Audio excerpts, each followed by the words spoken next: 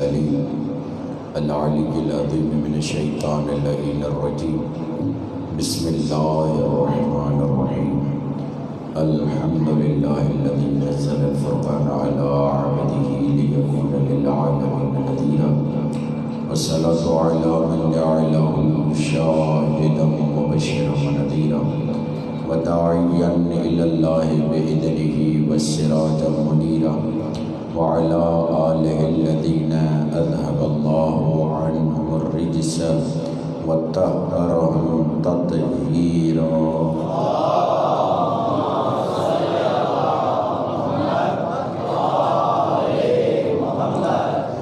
اللهم صل وسلم وزد وبارك على صاحب دعوة النبوية وصولة الحيدرية والعصمة الفاطمية والحلم الحسنية والشجاعة الحسينية والعبادة السجادية والمآثر الباقرية والآثار الجعفرية والعلوم القاظمية والحجج الرضوية والجود التقوية والنقابة النقوية والهيبة العسكرية والغيبة الإلهية أني بقية الله في الأرضين روحی و ارواح العالمین لتراب مقدم الفدا ولعنت اللہ علی اعدائهم اجمعین یومنا هذا الى قیام یوم الدین رب اشرح لی صدری ویسر لی امری واحلل عقدۃ من لسانی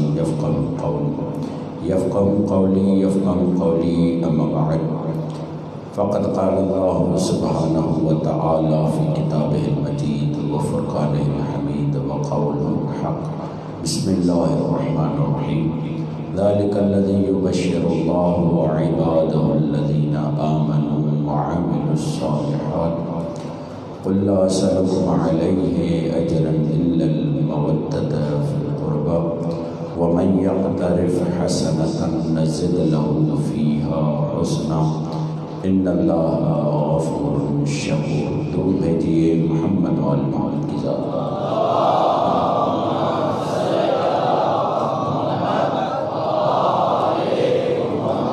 اس سے بہتر انداز سے درود پڑھیے محمد وآل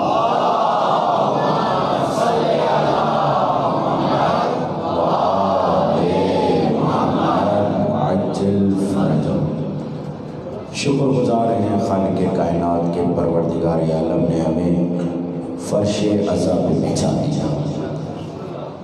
فرش عزا پہ آنا، ذکر حسین میں آنا، یہ بہت بڑی سعادت ہے. انسان دنیاوی غایتوں کو اور دنیاوی مقصدوں کو چھوڑ کر مقصد دین اور مقصد حسین میں آئے، یہ واقعاً خود بہت بڑی کامیابی ہے. یہاں تک جب آ ہی گئے ہیں تو یہاں پر بلانے کا مقصد یہ ہے، گویا کہ یہ بارگاہ مولا حسین کا خیمہ ہے. مولا ہر ایک کو دعوت دے رہے ہیں، آج بھی اگر کسی کو حر بننا ہے تو آ جاؤ، تمہیں حر بنا دیں گے. اگر آج بھی تم دیکھیں مجلس کا مقصد جو ہوتا ہے، جب انسان یہاں پر آتا ہے تو گریے کے ذریعے اس کا وجود پاک ہو جاتا ہے، وہ گناہوں سے اپنے آپ کو پاک کر دیتا ہے. اہل بیت کی عطا، اہل بیت کے کرم میں کمی نہیں ہے. ہم اپنے اندر صلاحیت پیدا کریں، وہ ایک نگاہ سے سلمان بنا دیتے ہیں، وہ ایک نگاہ سے ابو ذر بنا دیتے ہیں، وہ ایک نگاہ سے حر بنا دیتے ہیں. شرط یہ ہے کہ ہمارے اندر صلاحیت ہو. جب ہم یہاں پر آئیں تو وضو کر کے آئیں، جب ہم یہاں پر آئیں تو طاہر ہو کر آئیں، جب ہم یہاں پر آئیں تو خضوع اور خشوع کے ساتھ آئیں، اس نیت کے ساتھ آئیں کہ اس بارگاہ میں 14 معصومین موجود ہوتے ہیں. اگر آپ توجہ فرمائیں، مسجد میں اللہ کا حضور محسوس ہوتا ہے، مجلس میں امام کا حضور محسوس ہوتا ہے. لگ رہا ہوتا ہے کہ ہم امام کے حضور میں آئے ہیں، پر احسان ہے کہ خداوند متعال نے ہمیں بارگاہ میں بلایا ہے، ذکر حسین میں بلایا ہے، اور ذکر حسین میں آنا کوئی معمولی بات نہیں۔ یہی ذکر اکسیر کا کام کرتا ہے، یہی ذکر انسان کو بدلنے کا کام کرتا ہے، یہی ذکر انسان کو ندامت کی طرف لے کر آتا ہے، یہی ذکر انسان کو عبادت کی طرف لے کر آتا ہے، یہی ذکر اہل بیت کے مقصد کی طرف لے کر آتا ہے۔ یاد رکھیے، مجلس محبت حسین کا تقاضا ہے، نماز مقصد حسین کا تقاضا ہے۔ ایسا نہ ہو انسان مجلس تو سنے، مجلس تو پڑھے، مگر جب نماز کا وقت ہو تو مسجد کو پیٹھ دے کر چلا جائے۔ کہیں ایسا نہ ہو مجلس حسین سے مسجد خدا شکایت کرے، ایسا نہ ہو، بلکہ انسان جب یہاں سے جائے تو یہ پیغام لے کر جائے۔ دیکھیے، ہم نے مسجد سے ہٹ کر بارگاہ کیوں بنائی؟ اس لیے کہ مسجد میں جانے کے خاص شرائط ہیں، اس میں ہندو نہیں آ سکتا، غیر مسلم نہیں آ سکتا، عیسائی نہیں آ سکتا، کوئی اور مذہب کا آدمی نہیں آ سکتا سوائے مسلمان کے۔ یہیں سے میں یہ بات کروں، مجھے اس دنیا میں دو ذاتوں کے گھر کثرت سے نظر آئے، توجہ ہے آپ حضرات کی، دو ذاتوں کے گھر کثرت سے نظر آئے ہیں، یا خدا کے گھر کثرت سے ہیں، خدا کے گھر زیادہ ہیں، یا حسین کے گھر زیادہ ہیں۔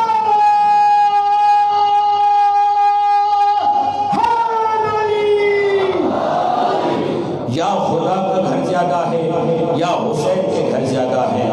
کیوں حسین کے گھر زیادہ ہیں؟ اس لیے کہ خدا کے گھر میں جانے میں کچھ پابندیاں ہیں، مگر حسین پہلے اپنے گھر میں بلا کر سجدے کے لیے ذہن سازی کرتا ہے، یہاں پر آبادہ ہو جاؤ، یہاں پر حسینی بن جاؤ۔ جب یہاں پر صحیح معنی میں حسینی بن گئے تو خدا کی بارگاہ میں سجدہ کرنا آسان ہو جائے گا، اور یہ ہو نہیں سکتا جو حسین کی بارگاہ میں آ جائے، یہاں سے جائے تو مسلمان ہو کر نہ جائے، یہاں سے جائے تو مومن ہو کر نہ جائے، یہاں سے جائے تو علی والا ہو کر نہ جائے، یہاں سے جائے تو حسین والا ہو کر نہ جائے۔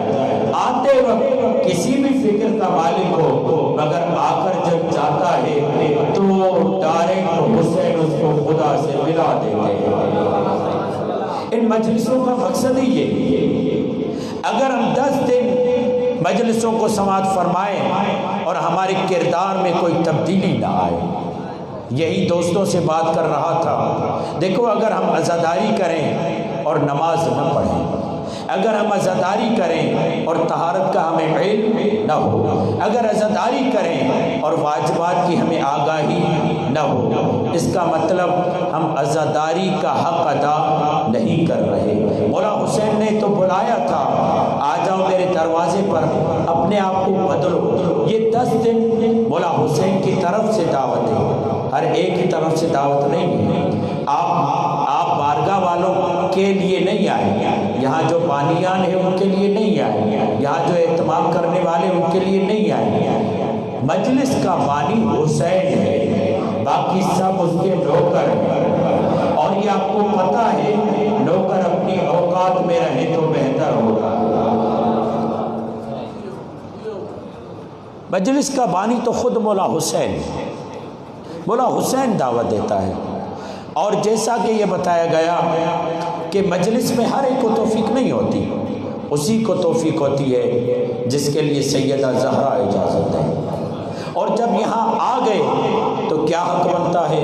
حق یہی بنتا ہے کہ ان کی تعلیم کو سمجھیں، ان کی تعلیم کو حاصل کریں۔ یہاں جو ہم فضائل اہل بیت پڑھتے ہیں، فضائل اس لیے نہیں ہوتے کہ ہم خوش ہو جائیں، واہ واہ ہم علی کے ماننے والے ہیں۔ علی کو ماننا اچھا ہے، مگر ساتھ میں علی کی بھی تو ماننی چاہیے۔ علی کو ماننا اچھا ہے، مگر صحیح عزادار وہ ہے جو ساتھ میں علی کی بھی مانے۔ حسین کو ماننا اچھا ہے، مگر ساتھ میں حسین کی بھی ماننی چاہیے۔ یہاں کس لیے آتے ہیں؟ تاکہ حسین مولا کا پیغام سن سکے۔ آپ کے سامنے میں نے سورہ شورا سے آیت نمبر 23 تلاوت کرنے کا شرف حاصل کیا، اور آپ دیکھ رہے ہیں تیزی کے ساتھ دن ہم سے الوداع ہو رہے ہیں، تیزی کے ساتھ یہ دن ہم سے جدا ہو رہے ہیں۔ یہ دن تربیت کے دن ہیں، اپنے عقیدوں کو بہتر بنانے کے دن ہیں، اپنے عمل کو بہتر بنانے کے دن ہیں۔ اگر ان 10 دنوں میں اپنے اندر، اپنی فکر میں، اپنے عقیدے میں تبدیلی نہ لا پایا تو میں مجلس سننے کا حق ادا نہیں کر رہا۔ اگر میں نے اپنی گفتگو سے کسی مومن کے دل میں یہ احساس پیدا نہیں کیا کہ ذکر اہل بیت کے ساتھ، فضائل اہل بیت کے ساتھ، فکر اہل بیت کے ساتھ کردار اہل بیت بھی اپنانا چاہیے، تو میں نے حق ادا نہیں کیا۔ قطعاً جو بھی مومن یہاں پر آتا ہے وہ اسی جذبے سے آتا ہے کہ میں مولا کا ذکر سنوں گا، اس کے ذریعے اپنے وجود میں تبدیلی پیدا کروں گا۔ کسی بھی جہت سے اگر کوئی ایک قدم بھی آگے آ گیا کردار کے حساب سے تو وہ کامیاب ہے۔ کل تک میں جھوٹ بولتا تھا کیونکہ میں حسین سچے کو ماننے والا ہوں، آج کے بعد میں جھوٹ نہیں بولوں گا۔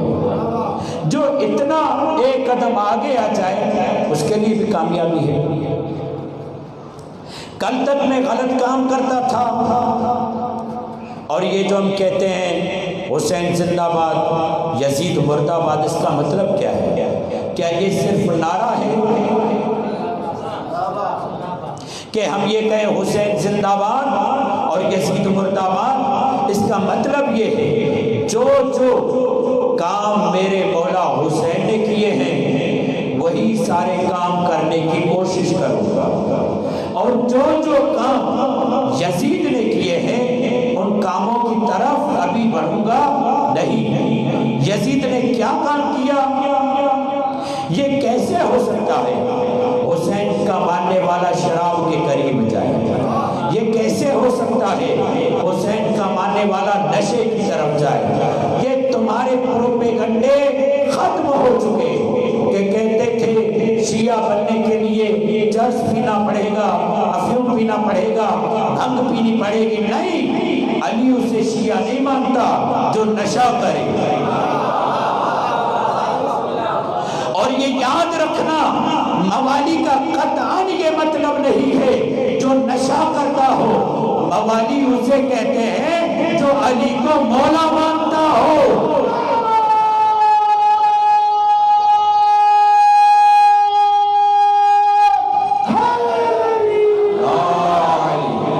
موالی کا مطلب یہ ہے جو علی کو مولا مانتا ہو۔ خبردار، لفظ موالی کو بدنام مت کرو۔ مجھے خوشی ہوگی اگر مجھے کوئی کہے میں موالی علی کو ممبر پر بلا رہا ہوں، کسی کو موالی کا عنوان مل جائے، اس سے بڑھ کر اس کے لیے کیا اعزاز ہوگا۔ لفظ ہم سے سنو، مانا بھی ہم کریں گے۔ بابا ہی ونو موالیہ یعنی چھا بھنگ تو پیے، چرس تو پیے، نشو تو کرے، وہ موالی نہ ہے، وہ چرے ہوا ورنہ کیا تو تھی سکے۔ علی جو محب، علی جو چاہن وارو، علی سا پیار کرن وارو نشو کرے، علی جو نالو وٹھے جے کو دنیا کے عقل دے چھا ان جو چاہن وارو مست ہوتا۔ توجہ فرما رہے ہیں؟ یہ ہو نہیں سکتا جو دنیا کو عقل تقسیم کرے، جو دنیا کو علم تقسیم کرے۔ علم کا مالک کون؟ بولیں، سب بولیں، علم کا مالک کون؟ عقل کا مالک کون؟ طہارت کا مالک کون؟ پاکیزگی کا مالک کون؟ بس جو علی کا چاہنے والا ہے وہ پاک ہوگا، وہ علم رکھے گا، وہ عقل والا ہوگا، دنیا اس سے عقل لے گی۔ بھلی لوگ دیوانہ کہے، بیلول کو کیا کہا جاتا تھا؟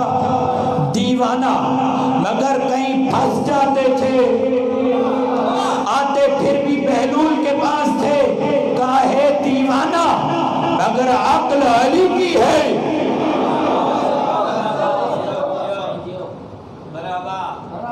تمہارا نظم اتنا مرتب ہو، مجھے بتاؤ 10 دن اس نظم کو سنبھالنا کوئی معمولی بات ہے؟ لوگ گھر نہیں سنبھال پاتے بھائی، لوگوں سے بیوی نہیں سنبھالی جاتی۔ یہی وجہ تھی نا کہ ممبر پر ایک آدمی نے کہا سلونی سلونی، علی کے علاوہ کوئی اور دعویٰ یہ نہیں کر سکتا، مولا کے علاوہ کوئی اور دعویٰ نہیں کر سکتا۔ ایک ملا مولوی اس نے کوشش کی سلونی سلونی، درود پڑھیے مولوی۔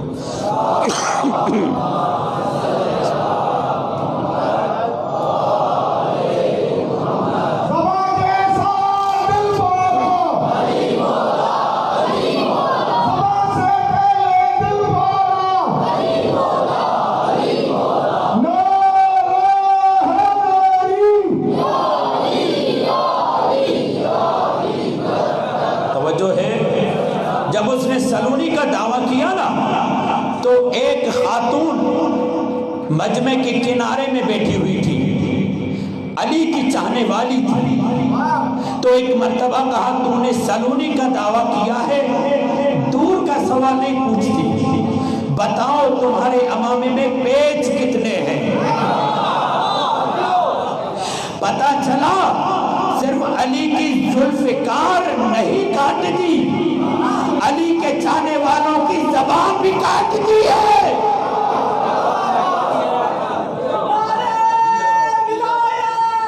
سب مل کر جواب دیں۔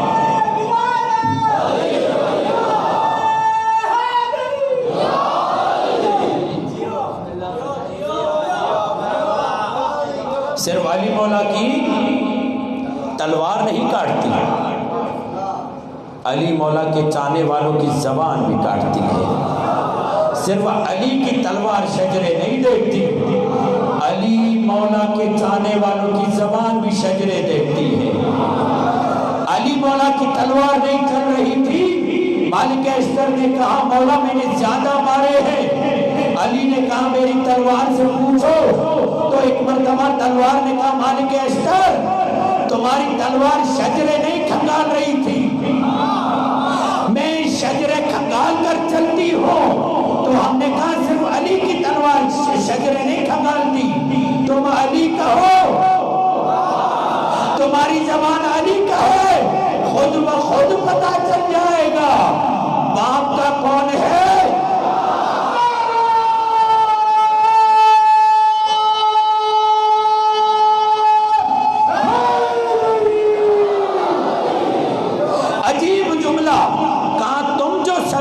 دعویٰ کر رہے ہو، بتاؤ تمہارے امامے میں پیچ کتنے ہیں؟ گھبرا گیا، ہڑبڑا گیا کہ اب کیا جواب دوں؟ کہا تو اپنی مرضی سے آئی ہے یا شوہر کی مرضی سے؟ اگر شوہر کی مرضی سے آئی ہے تو اس پر لعنت، اگر اپنی مرضی سے آئی ہے تو تجھ پر لعنت۔ بہت خطرناک جملہ کا کوئی اور بھی نکلا تھا گھر سے، درود بھیجیے محمد وعلی محمد۔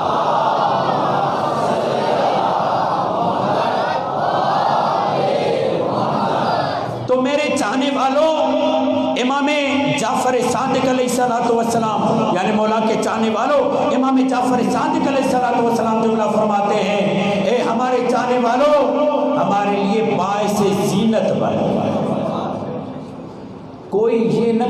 کیا علی والے ایسے ہوتے ہیں؟ دیکھ کر کہے ہاں علی والے ایسے ہوتے ہیں۔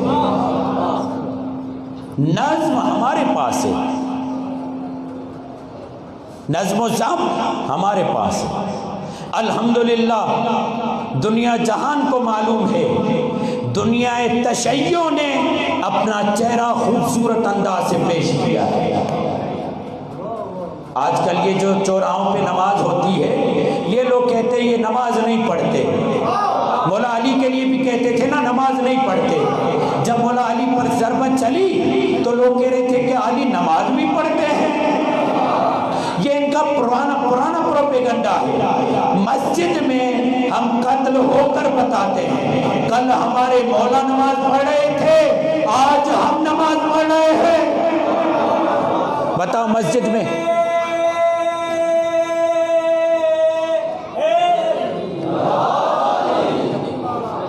توجہ ہے؟ شکارپور میں واقعہ ہوا جمعے کی نماز میں۔ اچھا شیعہ لوگ جمعہ نماز بھی پڑھتے ہیں؟ جیسے مولا علی کے لیے ہو رہی تھی بات، کیا علی نماز بھی پڑھتے ہیں؟ نماز کا تعلق تم سے کیا ہے؟ تمہاری نماز کوئی نماز ہے؟ نماز ہے ہی اس کی جو علی والا ہے۔ نماز خود ناز کرتی ہے جب علی والا نماز پڑھتا ہے۔ یہ اتنا مجمع بیٹھا ہوا ہے نا، ان سب پر ذمہ داری ہے جب نماز ہو تو پورا مجمع آ جائے، سب پہ ذمہ داری ہے۔ یہ صرف ذکر حسین میں نہیں ہو بلکہ مقصد حسین میں بھی نظر آئے، تب کہیں گے ذالک الذی یبشر اللہ۔ اللہ بشارت دیتا ہے ان لوگوں کو جو ایمان لائے اور عمل صالح انجام دے، یعنی بشارتیں انسان کو آزاد کرواتی ہیں۔ اگر خوشخبری مل جائے تو انسان آزاد ہو جاتا ہے۔ دیکھیے یہ لوگ ہم سے سوال کرتے ہیں آپ ذکر حسین کیوں کرتے ہیں، ذکر مصطفیٰ کیوں کرتے ہیں، ذکر علی کیوں کرتے ہیں؟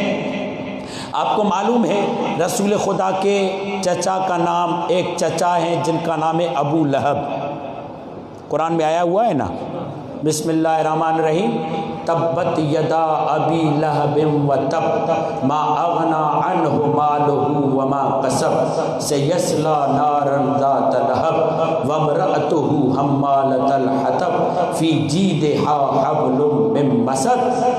اللہ کہتا ہے ابو لہب کے ہاتھ ٹوٹ جائیں۔ کیوں کہا تھا اللہ نے ابو لہب کے ہاتھ ٹوٹ جائیں؟ اس لیے کہ جب نبی خدا تقریر کرتے تھے تو اس نے اپنے بھتیجے یعنی رسول خدا کے لیے کہا تھا کہ رسول کے ہاتھ ٹوٹ جائیں۔ اللہ نے کہا رسول کے نہیں تیرے ہاتھ ٹوٹ جائیں۔ توجہ ہے؟ اللہ نے رسول کے دو چیزوں کی ضمانت لی ہے، ایک ہاتھوں کی، ایک زبان کی۔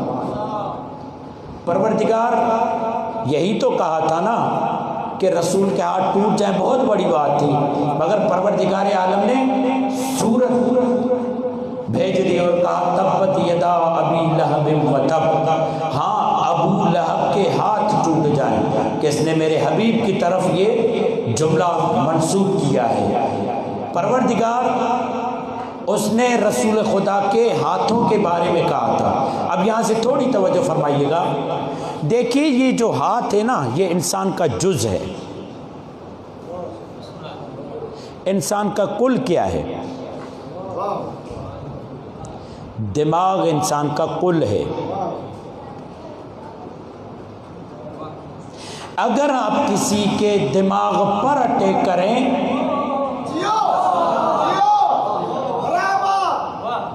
مہربانی، جی میں آپ کو داد دیتا ہوں، مرحبا مرحبا، آپ پہنچ گئے، دور بھیجیے محمد والے محمد۔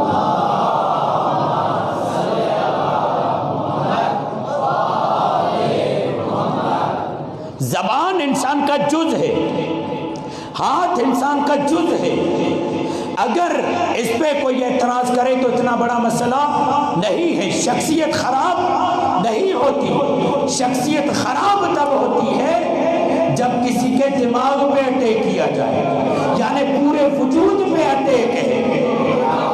جب رسول خدا کی زبان پہ اٹیک ہوا تو اللہ نے کہا وما ینطق عن الہوی ان هو الا وحی یوحی، میرا حبیب جھوٹ نہیں بولتا بلکہ جو بولتا ہے وہ وحی ہوتی ہے، بلکہ جو بولے وہی ہوتی ہے۔ اور اس نے کہا ہاتھ نبی کے معاذ اللہ ٹوٹ جائے تو اللہ نے کیا کہا؟ تبت یدا ابی لہب و تب، اے ابو لہب تو میرے حبیب کے لیے کہہ رہا ہے، میں تیرے لیے کہہ رہا ہوں تیرے ہاتھ ٹوٹ جائے، مجھے معاف کرنا۔ اگر ہاتھوں پر بات آئے تو انسان ناقص ہو جاتا ہے، مگر پوری شخصیت ختم نہیں ہوتی۔ انسان کی زبان پہ بات آ جائے تو انسان گونگا ہو جاتا ہے، مگر پوری شخصیت ختم نہیں ہوتی۔ مگر اگر آپ کسی کی باتوں کو، اگر کسی کے آثار کو ختم کرنا چاہتے ہیں تو اس کے دماغ پر اٹیک کریں، اس کے سارے آثار آپ نے ختم کر دیے۔ اگر آپ نے کہا یہ مجنون ہے تو گویا کہ آپ نے سارے آثار ختم کر دیے۔ اب مجھے نہیں معلوم، جو ہاتھ پہ اٹیک کرے اللہ کہتا ہے تمہارے ہاتھ ٹوٹ جائیں، جو زبان پہ اٹیک کرے اللہ کہتا ہے کہ نہیں میرا حبیب سچا ہے۔ اب اس کو کیا کہو گے جو نبی کو کہہ رہا تھا معاذ اللہ عصیان؟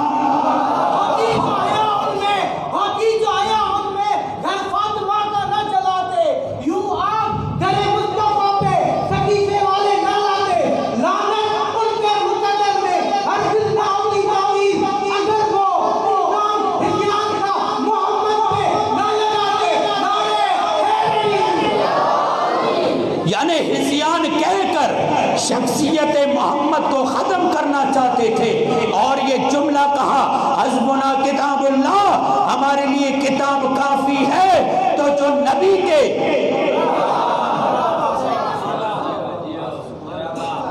اللہ اکبر اللہ اکبر اللہ اکبر، توجہ فرمائیے گا، جو نبی کے دماغ پہ اٹیک کرے پروردگار، جو نبی کے ہاتھ پہ اٹیک کرے اسے تو جہنم بھیج رہا ہے، جو نبی کی زبان پہ اٹیک کرے اسے تو جہنم بھیج رہا ہے، اور جو نبی کے پورے وجود پہ اٹیک کرے۔ یہاں سے یہ ابو لہب، مگر بچپن میں سب سے زیادہ محبت کرنے والی ذات نبی خدا سے بعد ابو طالب ابو لہب تھے۔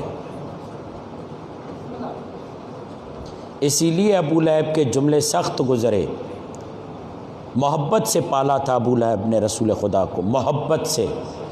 عالم یہ تھا کہ ابن عباس یہ کہتا ہے، اہل سنت نے بھی اس روایت کو پیش کیا، ابن عباس یہ کہتا ہے کہ میں نے خواب دیکھا ابو لہب جہنم میں ہے۔ پوچھا تو جہنم میں ہے کس دن کسی موقع پر تجھ پر تخفیف ہو جائے، تمہارا عذاب کم ہو جائے؟ کہاں ایک دن ہے جس دن مجھ پر عذاب کم ہو جاتا ہے اور اس دن مجھے شربت بھی ملتا ہے۔ ابو لہب جہنم میں، ابن عباس خواب دیکھ رہا ہے۔ کہا وہ کون سا دن ہے؟ کہا وہ پیر کا دن ہے۔ کہا پیر کے دن کوئی خاص بات ہوئی تھی؟ کہا اصل میں جس دن محمد پیدا ہوا تھا وہ دن پیر کا دن تھا، تو اس پیر کے دن کا تجھ سے کیا تعلق ہے؟ کہا اصل میں مسئلہ یہ ہے، جس کنیز نے آ کر مجھے یہ بتایا کہ محمد پیدا ہوا ہے، اس کنیز کو میں نے اپنی ان انگلیوں کے اشارے سے آزاد کیا تھا، ان انگلیوں کے اشارے سے آزاد کیا تھا۔ اللہ نے مجھے اس کا اجر یہ دیا کیونکہ محمد کی خوشی میں نے ان دو انگلیوں سے اشارہ کر کے کہا تھا تو آزاد ہے۔ اللہ نے انہی دو انگلیوں کو میرے عذاب کی کمی کا سبب قرار دیا اور انہی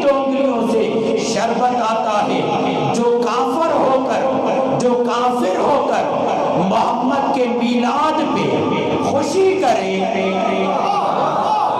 اللہ قبر میں اس کے لیے سبیل کا اہتمام کرتا ہے۔ اور ہم حسین کے لیے سبیل کا اہتمام کریں تو ہمیں بدعت کہتے ہو۔ درود بھیجیے محمد و آل محمد۔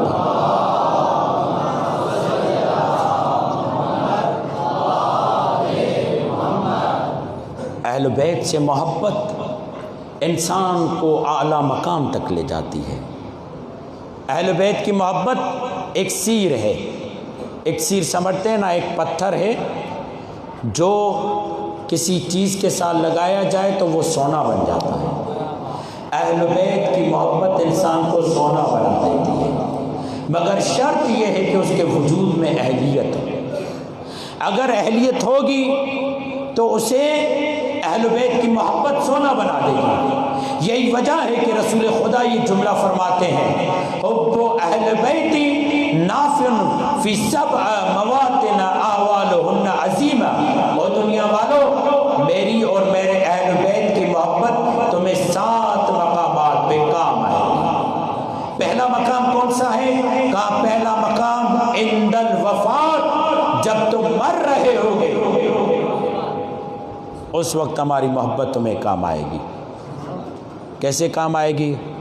ایک کتاب ہے لائف آف آفٹر ڈیتھ، مرنے کے بعد زندگی، اس میں لکھنے عیسائی عیسائی ہے۔ وہ اپنی زندگی بیان کرتا ہے، کہتا ہے کہ جب میں مر رہا تھا تو میرے سامنے ہلکا سا ایک نور، دھندلا سا نور ظاہر ہوا۔ نور بڑھتا گیا بڑھتا گیا بڑھتا گیا، یہاں تک کہ اس نور کے پیچھے پھر ہرا نور ظاہر ہوا۔ ہرے نور کے پیچھے پھر دیکھا کہ ایک نورانی ذات ہے جو میری طرف آتی ہوئی دکھائی دیتی ہے۔ کہتا ہے کہ جب وہ قریب آئی تو میں نے پوچھا کہ تم کون ہو؟ تو اس شخص نے مجھے کہا میں علی ابن ابی طالب ہوں، میں علی ابن ابی طالب ہوں۔ کہا کون علی؟ کہا میں محمد کا وصی ہوں۔ کہا محمد کون؟ کہا جو اسلام لے کر آیا ہے۔ کہا اس نے مجھے تعارف کروایا، اسی وقت مجھے کلمہ پڑھوایا، مسلمان کیا، عالم سکرات میں تھا، واپس آ گیا۔ پھر یہ اپنی پوری کیفیت دوسروں کو بتانے لگا اور کہنے لگا دنیا والو، زندگی میں علی سے پیار کر لو، مرتے وقت جب علی کو دیکھو گے تو پچھتاؤ گے۔ اس سے پہلے کہ مرتے وقت پچھتاؤ، علی سے پیار کر لو، کیونکہ جب انسان اس دنیا سے جاتا ہے تو یہی پنجتن پاک اس کے سرہانے آ جاتے ہیں، اور جب یہ قبر میں اتارا جاتا ہے تو 5 نور اس کے پاس آ جاتے ہیں۔ روایت کے جملے، 5 نور اس کے پاس آ جاتے ہیں۔ کون سے نور آ جاتے ہیں اس کے پاس؟ کا ایک نور نماز کا ہوتا ہے، ایک نور زکوٰۃ کا ہوتا ہے، ایک نور حج کا ہوتا ہے، ایک نور روزے کا ہوتا ہے۔ یہ چھوٹے چھوٹے نور ہوتے ہیں، مگر ایک نور بہت بڑا نور ہوتا ہے۔ تو یہ سوال کرتا ہے ان سے، تم کون ہو؟ وہ کہتی ہے نماز۔ تم کون ہو؟ وہ کہتا ہے حج۔ تم کون ہو؟ وہ کہتا ہے روزہ۔ تم کون ہو؟ وہ کہتا ہے زکوٰۃ۔ پھر سوال کرتا ہے یہ بڑا نور کیا ہے؟ اچھا یہ نور اسی کے بنیں گے جو نماز پڑھتا ہوگا، یہ نور اسی کی قبر میں آئیں گے جو نماز پڑھتا ہوگا، یہ نور اسی کی قبر میں آئیں گے جو زکوٰۃ۔ یہ لوگ کہتے ہیں شیعہ زکوٰۃ نہیں دیتے، کیا ایسا ممکن ہے جو اس علی کو مانے جو رکوع میں زکوٰۃ دے؟ یہ زکوٰۃ نہیں دیتے ہوں گے؟ فروع دین پڑھ لیجئے ہمارے، کتنے ہیں فروع دین؟ کتنے بولیں؟ پہلے نمبر پر کیا ہے؟ بولیں، زور سے بولیں، اور زور سے بولیں۔ دوسرے نمبر پہ کیا ہے؟ تیسرے نمبر پہ کیا ہے؟ جی کیا ہے؟ پہلے نمبر پہ نماز ہے، دوسرے نمبر پہ روزہ ہے، تیسرے نمبر پہ حج ہے، چوتھے نمبر پہ زکوٰۃ ہے۔ اور 5ویں نمبر پہ خمس، 5 تک روکے رہیں گے. یعنی ہمارے فروع دین بغیر زکوٰۃ کے پورے نہیں ہوتے. ایک صاحب تو مجھ سے مناظرے پر اتر آئے، کہا کہ میں آپ سے مناظرہ کروں گا، آپ شیعہ لوگ زکوٰۃ نہیں دیتے. میں نے کہا جتنی ہم دیتے ہیں تو بھی نہیں دیتا ہوگا. کہا کیسے؟ میں نے کہا یہ زکوٰۃ کی ہی تو ایک قسم ہے جب ہم نیاز حسین چلاتے ہیں، کہ یہ زکوٰۃ کی قسم نہیں ہے. مگر پھر میں نے اسے بتایا، ساری توضیح المسائل، سارے علماء کی توضیح المسائل لے کر آیا. میں نے کہا جو زکوٰۃ پہ ایمان نہیں رکھتا، ہمارے تمام مراجع کا فتویٰ ہے وہ مسلمان ہو ہی نہیں سکتا. وہ مسلمان نہیں ہے جو زکوٰۃ پر ایمان نہیں رکھتا. قبر میں 4 نور، نماز، روزہ، حج، زکوٰۃ، اور 5واں نور. پوچھا یہ کون سا نور ہے؟ کہا یہ 5واں نور ولایت کا نور ہے. کہا یہ 5واں نور ولایت کا نور ہے. اور پھر وہاں ولایت کے نور سے آواز آتی ہے، یہ نماز تمہارے لیے نور نہ بنتی، یہ حج تمہارے لیے نور نہ بنتا، یہ زکوٰۃ تمہارے لیے نور نہ بنتا، یہ روزہ تمہارے لیے نور نہ بنتا اگر ولایت کا نور تمہارے پاس نہ ہوتا. کیونکہ ان چیزوں کو اگر نور ملتا ہے تو ولایت کے نور سے. موم بتی کو کیسے جلاتے ہیں آپ؟ نور کے ذریعے چلاتے ہیں نا. وہ ان اعمال کو جس عمل کے ذریعے نورانی بنایا جاتا ہے اس عمل کو ولایت کہتے ہیں. اسی لیے یہ ولایت کا عمل مقبول جاتا ہے، اسی لیے یہ ولایت کا عمل خدا کی بارگاہ میں پہنچ جاتا ہے. عزاداران مظلوم امام حسین آج 6 محرم ہے، اور آپ دیکھ رہے ہیں زہرا کا لال چند دنوں کا مہمان ہے.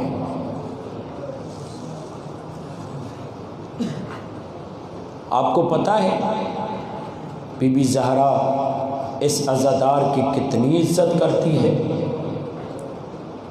عزت کا عالم یہ ہے، جب ملک الموت روح قبض کرنے آتا ہے نا تو سب سے پہلے اس کا سامنا بی بی زہرا سے ہوتا ہے. اور جب ملک الموت اس عزادار کی آنکھوں میں دیکھتا ہے، بی بی زہرا کہتی ہے کیا کرنا چاہ رہے ہیں؟ آقا زادی آنکھوں سے روح قبض کرنا چاہ رہا ہوں. کہا ان آنکھوں سے روح قبض کرو گے جو آنکھیں میرے حسین کو روتی تھی؟ کتنی خوش نصیبی ہے حسین کی ماں آ کر ہمارے لیے ملک الموت سے جدل کرے، کہے کیا تو ان آنکھوں سے روح قبض کرے گا جو آنکھیں میرے حسین پہ گریا کرتی تھی؟ تو ان آنکھوں سے روح قبض کرے گا جو آنکھیں خدا کی راہ میں گریا کرتی تھی؟ پھر ملک الموت مومن کے منہ کی طرف دیکھے گا. کہا کیا ارادہ ہے؟ کہا اے آقا زادی اس مومن کے منہ سے روح قبض کرنا چاہتا ہوں. آقا زادی کہے گی تو اس منہ سے کیسے روح قبض کرے گا؟ تم نے دیکھا نہیں یہ زبان یا حسین کہتی ہے، یہ زبان یا اللہ کہتی ہے. پھر یہ ملک الموت ہاتھ کی طرف نگاہ کرے گا. جب ہاتھ کی طرف نگاہ کرے گا پھر سیدہ سوال کرے گی کیا ارادہ ہے؟ کہا ہاتھوں سے روح قبض کرنا چاہتا ہوں. آقا زادی کہے گی یہی تو وہ ہاتھ ہیں جو میرے مظلوم کے لیے اٹھتے ہیں، یہی تو وہ ہاتھ ہیں جن ہاتھوں سے یہ دعا کرتا ہے. پھر ملک الموت پیر کی طرف دیکھے گا. سیدہ کہے گی کیا ارادہ ہے؟ کہتا ہے میں یہاں سے روح قبض کروں گا. آقا زادی کہے گی یہی تو وہ پیر ہیں جو میرے حسین کے لیے عزاداری کرتے ہیں. ہمیں اندازہ نہ ہو مگر آقا زادی زہرا کو بڑا اندازہ ہے. ملک الموت اوپر جائے گا، پروردگار تیری کنیز مومن کی روح قبض کرنے نہیں دے رہی. اللہ سوال کرے گا کیا میری کنیز موت کا انکار کرتی ہے؟ کہا نہیں پروردگار موت کا انکار نہیں کر رہی. کہا پھر میری کنیز کی مرضی سمجھو، کیا کروں پروردگار؟ اس مومن کی ناک پہ رکھو اور واپس وہ پھول جنت میں پہنچا دو۔ میری کنیز یہ چاہتی ہے مرتے ہی مومن کو جنت پہنچا دیا جائے، کیونکہ یہ حسین کا عزادار ہے۔ عزادارو، آج 6 محرم ہے اور آپ کو پتہ ہے نا آج کس شہزادے سے دن مخصوص ہے؟ ہاں 6 کا عدد ہے، اس لیے یہ عدد مخصوص ہے حضرت علی اصغر سے۔ ہم سے لوگ پوچھتے ہیں، سوال کرتے ہیں، مولانا جب ذی الحجہ آتا ہے پوچھتے ہیں کہ قربانی کے لیے بکرے کی عمر کیا ہو، تو ہم کہتے ہیں کم سے کم 6 مہینے ہو۔ آپ سوچیں نا حسین نے 1 دن کی مہلت کیوں دی تھی؟ کیونکہ علی اصغر کو 10 محرم کو 6 مہینے پورے ہو رہے تھے۔ اجرکم علی اللہ، اجرکم علی اللہ، اجرکم علی اللہ۔ گویا مولا حسین 9 محرم کو کہہ رہے تھے ابھی تو میری قربانی تیار نہیں ہوئی، اجرکم علی اللہ۔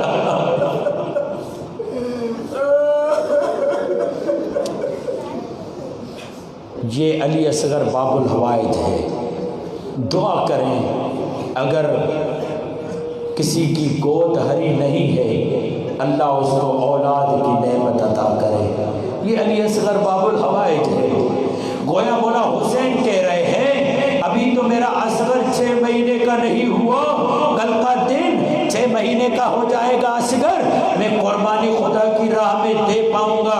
آپ کو معلوم ہے جب مولا حسین نے صدا بلند کی حل من ناصر ینصرنا، کوئی ہے جو میری مدد کرے، کوئی آواز پر لبیک نہ کہتا مگر حسین نے، حسین کے بچے اصغر نے اپنے آپ کو جھولے سے گرا دیا، خیمے میں کوہرام بپا ہوا، حسین خیمے کی طرف آئے، ارے بہن زینب کیا بات ہے؟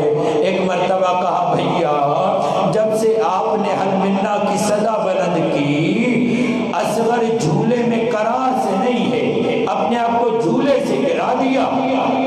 یا بی بی سکینہ کی ایک روایت ہے، بی بی سکینہ یہ کہتی ہے جیسے میرا بھائی اصغر جھولے سے گرا نا، ماں زینب نے اٹھایا، اماں زینب نے اٹھایا، ہاتھوں پہ ایسے تڑپ رہا تھا جیسے مچھلی پانی کے بغیر تڑپتی ہے۔ یہاں پر ایک میں بات بتا دوں، یہ جو اردو زبان والے نا وہ 1 محرم سے لے کر 8 ربیع الاول تک مچھلی نہیں کھاتے۔ آپ ان سے پوچھیں آپ مچھلی کیوں نہیں کھاتے؟ کہا مولانا جب ہم مچھلی دیکھتے ہیں نا ہمیں اصغر کا تڑپنا یاد آتا ہے۔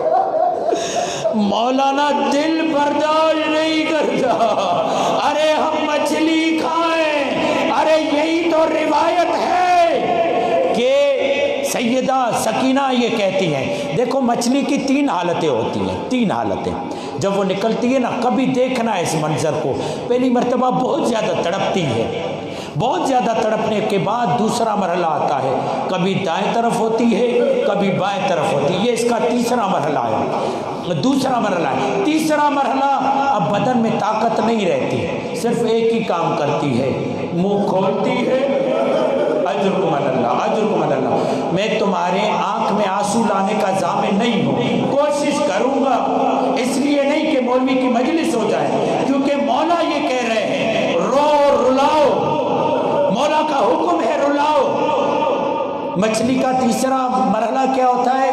منہ کھولتی ہے بند کرتی ہے، کبھی اس مچھلی کی بے بسی کو دیکھنا، منہ کھولتی ہے منہ بند کرتی ہے۔ روایت یہ کہتی ہے اصغر کا یہ عالم تھا کہ مولا حسین نے کہا اصغر تو حجت خدا ہے، انہیں بتا دے کتنا پیاسا ہے۔ جب مولا حسین نے اصغر کو کربلا کی گرم ریت پہ رکھا، اجرکم علی اللہ، کیسے میں جملہ کہوں، ایک مرتبہ اصغر نے اپنے ننھے ہونٹوں کے قریب زبان کو پھیرا تھا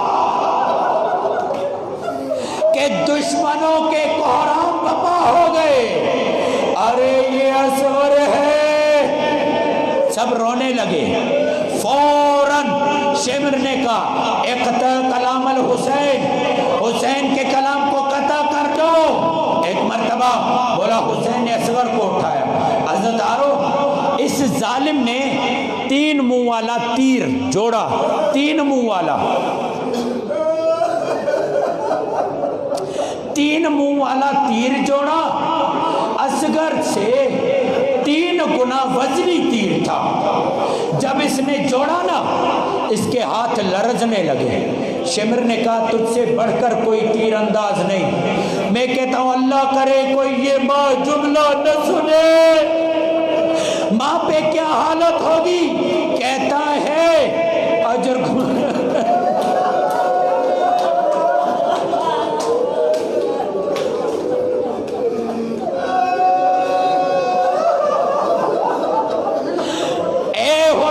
تیرے ہاتھ کیوں لرز رہے ہیں؟ کہا تیر کھینچتا ہوں، خیمے سے آواز آتی ہے حرملا اپنا تیر دیکھ میرے اصغر کا گلا دے۔ اجرکم اللہ، اجرکم اللہ، اجرکم اللہ۔ اپنا تیر دیکھ میرے اصغر کا گلا دیکھ۔ اور ماں سے وعدہ کیا تھا اصغر نے، جب تک میں زندہ ہوں بابا کو زخم نہ لگنے پائے گا۔ اب تیر چلا، اور ایک مرتبہ رباب نے کہا پروردگار گواہ رہنا۔ اب جب تیر چلا، روایت یہ کہتی ہے اوزن الی اوزن، مولا حسین کی گود میں اصغر، کاش یہاں کوئی بچہ ہوتا تو بتاتا میں۔ مولا اصغر مولا حسین کی گود میں، جیسے ہی تیر آیا اصغر بالکل پلٹ گئے، اصغر بالکل پلٹ گئے، اور ایک طرف سے تیر نکل کے مولا کے شانے میں لگا۔ اصغر نے مسکرا کر دیکھ کر کہا بابا معاف کرنا۔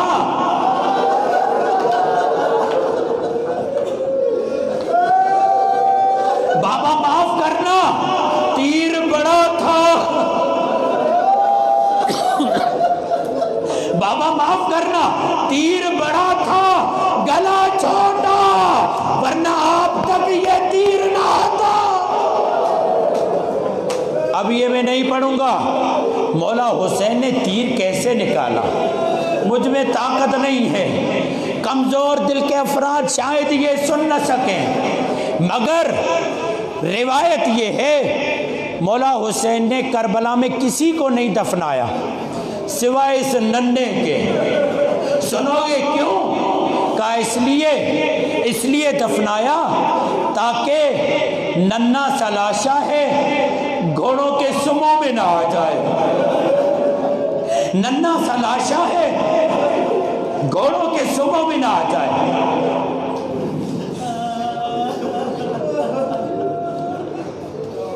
ایک مرتبہ سب شہیدوں کے سر گنے گئے، آواز آئی ننھے بچے کا سر کہاں ہے، ننھے بچے کا سر کہاں ہے؟ رباب تک یہ آواز پہنچی، کہا پروردگار ایک دفعہ ذبح ہو چکا ہے، اجرکم اللہ، اب مجھے نہیں مجھے معاف کرنا، اجرکم اللہ۔